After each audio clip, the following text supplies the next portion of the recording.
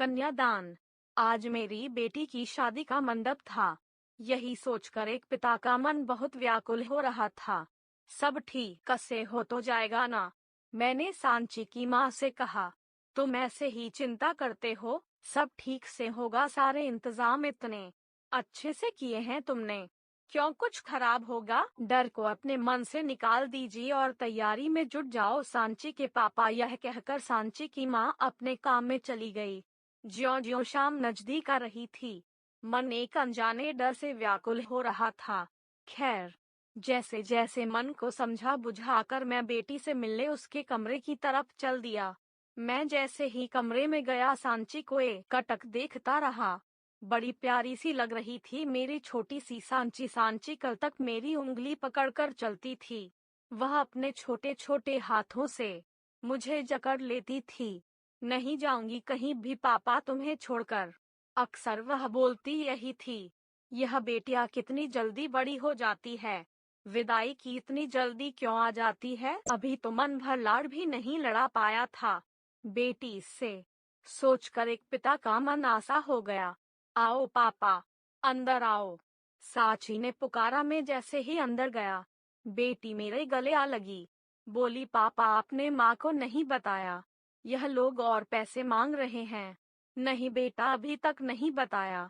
पर पापा इतने पैसे कहाँ से आएंगे? इतना सारा इंतजाम कैसे होगा? आपने उनसे मना क्यों नहीं किया? मुझे ऐसी शादी नहीं करनी जिसमें आपको अपना सब कुछ गिरवी रखना पड़े। अभी भी वक्त है पापा, उन दहेज के सालची लोगों को मना कर दो। मैंने बेटी को समझाया। सारा इंतजाम हो गया है, वह फिक्र ना करें। पर बेटी पिता की हर परेशानियां भाप लेती हैं। सांची बोली, पापा मुझे आपने पढ़ाया लिखाया, इस काबिल बनाया कि मैं अपने पैरों पर खड़ी हो सकूं। फिर यह दहेज क्यों? मैंने उसे समझाया, अच्छा घर और अच्छा घर ना ही मुश्किल से मिलता है। तू चिंता मत कर, सब हो जाएगा।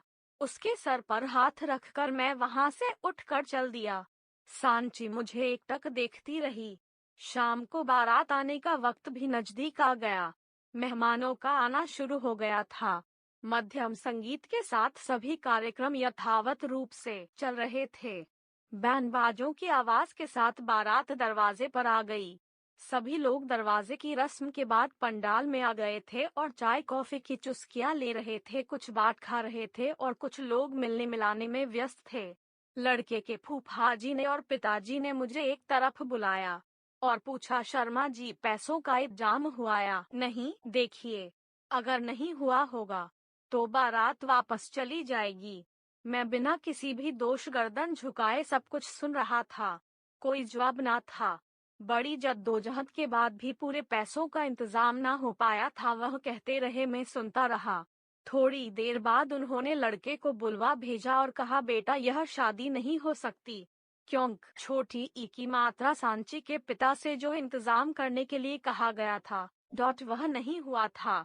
लड़के ने नीचे गर्दन करना मैं अपनी सहमति जताई और वह लोग चल दिए। मेहमानों में काना फूसी शुरू हो गई। बारात लौट जाएगी तो सांची से विवाह कौन करेगा? मैंने डर कर अपनी पगड़ी उनके कदमों में रख दी। कहीं से सांची को यह बात मालूम हुई, वह भी दौड़ते हुए आ गई और पगड़ी उठाकर बोली, जो एक पिता की इज्जत सिर्फ चंद पैसों के लिए नहीं कर सकते, यह मेरी इज्जत क्या करेंगे? अब मैं अपने पिता के सम्मान के लिए इस शादी से इनकार करती हूँ। मैं बहुत गिड़गिड़ाया, बेटी को समझाया, पर ना बेटी मानी और ना ही लड़के वाले। मैंने रुदन भरे स्वर में भीड़ में आए लड़कों से पूछा, क्या इस भीड़ में कोई भी ऐसा नहीं जो मेरी सुकोमल सुयोग्य बेटी से विवाह कर सके?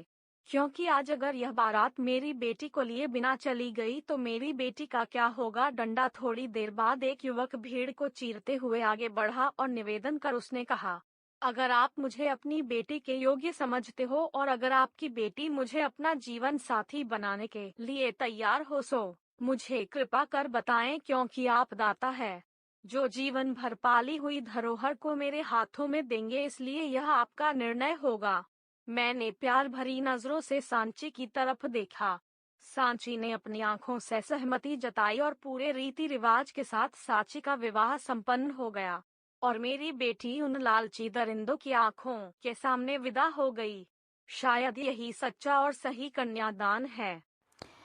दोस्तों, कहानी पूरा सुनने के लिए आपका बहुत बहुत धन्यवाद। प्लीज़ मेरे चैनल को सपोर्ट करने के लिए सब्सक्राइब करें और अच्छी लगे तो लाइक शेयर करना ना भूलें।